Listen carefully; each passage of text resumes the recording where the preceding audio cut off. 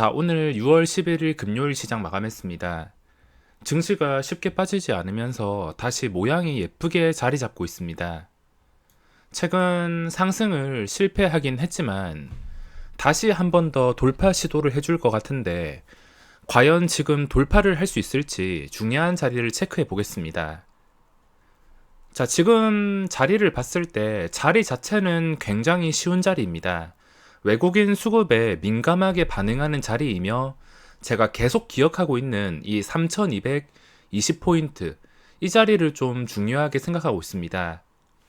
이 자리가 유지가 되어야 차트 모양이 좀 예쁘게 유지가 되면서 돌파를 시도할 수 있기 때문에 증시가 뭐 잠깐 실패해서 밀린다 하더라도 이 자리만 어떻게든 지켜주게 된다면 다시 한 번 더 이렇게 기회는 찾아올 수가 있습니다. 물론 지금 상황에서 또 돌파하는 척 하다가 실패해서 내려 꽂을지 어떻게 될지까지는 알 수 없지만 다시 한 번 더 돌파 시도를 할 수 있다는 것은 틀림이 없습니다. 이제부터 해야 될 것은 그냥 종가 기준으로 보던가 아니면 장중에 외국인 수급을 따라가던가 조금 더 여유 있고 확실하게 대응하기 위해서는 종가 그림을 봐야겠지만 이제부터 종가 기준으로 3220포인트 밑에서 마감하는 일이 없어야 됩니다.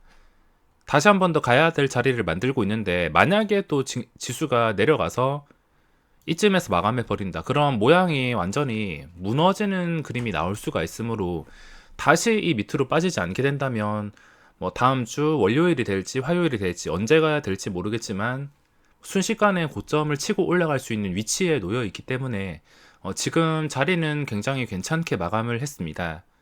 딱 차트 모양도 봤을 때 이 커다란 음봉, 제가 또 중요하게 생각하는 게 이런 음봉이 나왔다면은 주가가 떨어져야지 정상입니다. 차트가 무너져야지 정상인데 무너지지 않고서 다시 이 음봉의 상단을 이렇게 회복해 준다는 게 의미가 있습니다. 그 전부터 중요한 자리가 3220이었지만 이 음봉의 상단 보시면 몸통 상단 보시면 3246포인트 정도인데 46포인트 위에서 마감을 했습니다. 이거를 전부 다 회복해서 그림 좋게 마감을 했으며 차트 그림 자체는 굉장히 양호한 상태입니다. 그리고 코스닥 이것도 방금 말씀드린 원칙처럼 음봉을 바로 회복해주는 양봉이 나왔고 오늘도 떨어지지 않고 최근의 고점 근처를 유지하면서 마감했습니다. 최근 고점이 993.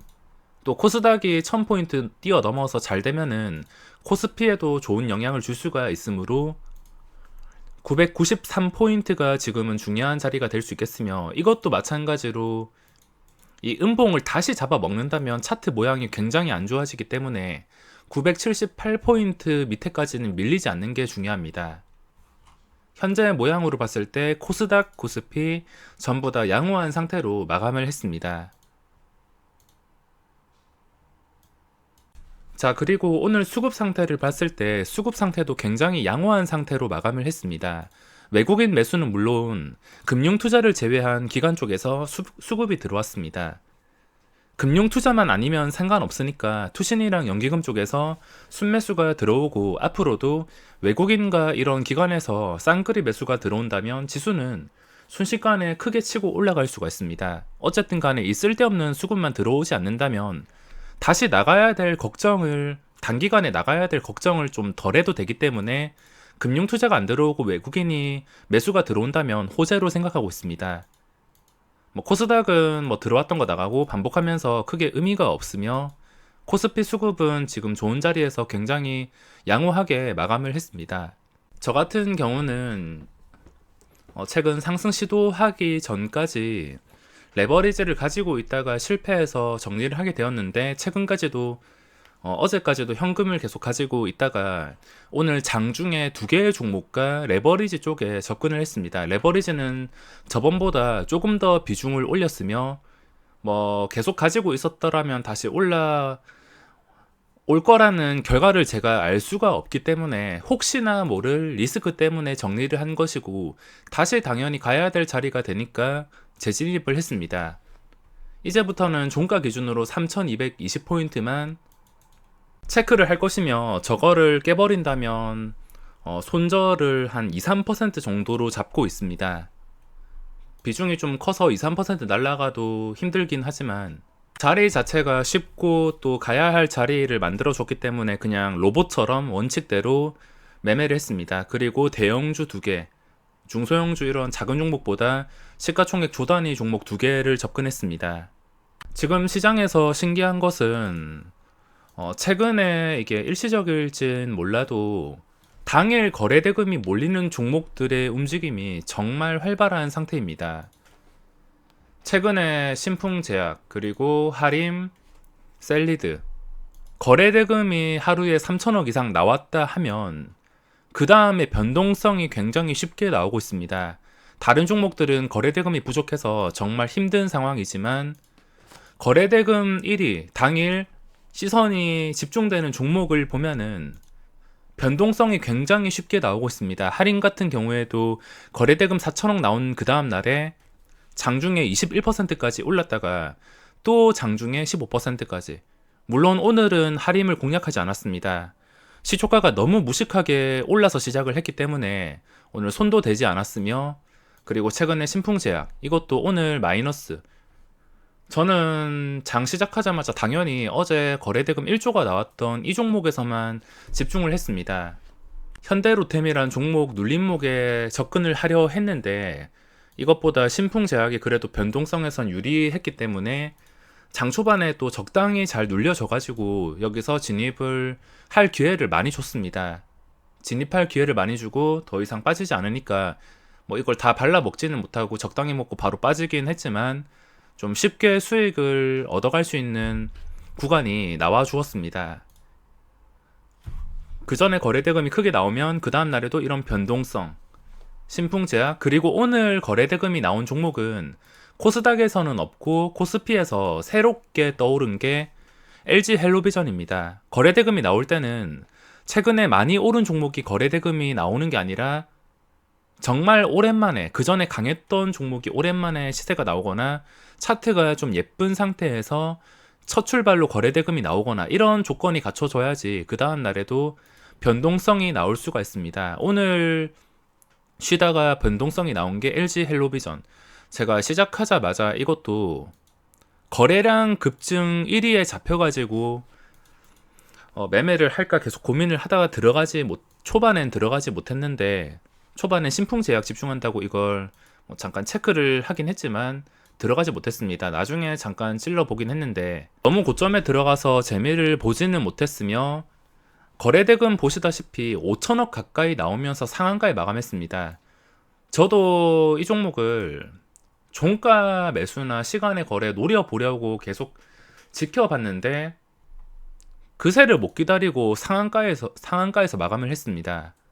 주가를 관리하는 주포가 있다는 것을 이 차트만 보더라도 확인할 수 있는데, 이런 식으로 어지럽게 움직이면서 수직으로 올리는 종목은 개인 투자자가 함부로 할 수가 없다 생각합니다. LG 헬로비전 여기서 떨어지길래 종가 한 윗골이 달리면서 20% 정도의 마감을 해도 괜찮다 싶었는데 아쉽게 상한가에서 마감했습니다. 어제 신풍제약처럼 이 정도 윗골이 좀 달리면서 마감을 했다면, 몸통 살아있는 상태로 상한가가 아닌 상태에서 마감을 했다면 좋았겠지만 오늘 좀 아쉽게 마감을 했으며 매일매일 이런 종목들이 나오고 있습니다. 다음 주는 또 어떤 종목이 나올지는 모르겠지만 매일매일 이번 주 내내 이런 종목들이 나왔습니다. 대표적으로 셀리드, 하림, 쌍방울, 그리고 신풍제약.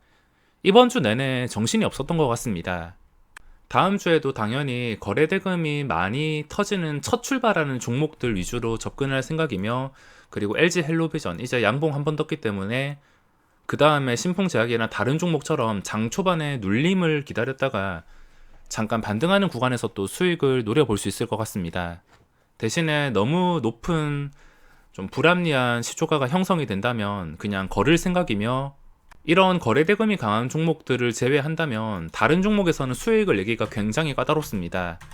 순간순간 올라갈 때 집중한다 하더라도 바로 물려버리거나 더 이상 올라가지 못하는 경우도 많기 때문에 오늘 하루 종일 그냥 초반에 신풍제약 눌림목, 그리고 거래대금 있는 LG 헬로비전 잠깐 찔러보고 하루 종일 그냥 구경만 했습니다.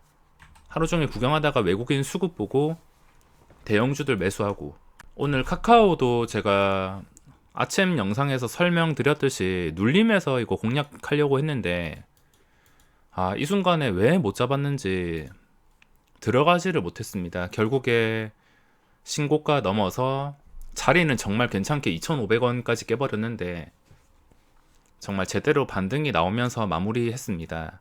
시작 장 후에서도 매수세가 꽤나 많이 쌓여 있으며, 이거 말고 그리고 현대로템, 이거 좀 아쉬웠던 점이 외국인이 또 들어왔습니다. 보시다시피 계속 들어왔다 나갔다를 반복하는데 기간의 수급은 양호하고 거래량도 굉장히 양호한 상태를 유지하고 있습니다. 요즘에 좀 아쉬운 것은 저도 단타이긴 하지만 외국계 대표적인 단타 증권사인 CS증권, UBS, JP모간, 요즘에 UBS 쪽에서 매수 좀 먹잇감을 많이 뺏기는 것 같습니다. 오늘도 현대로템도 그렇고 처음에 치고 올라갔던 게 UBS입니다. 그리고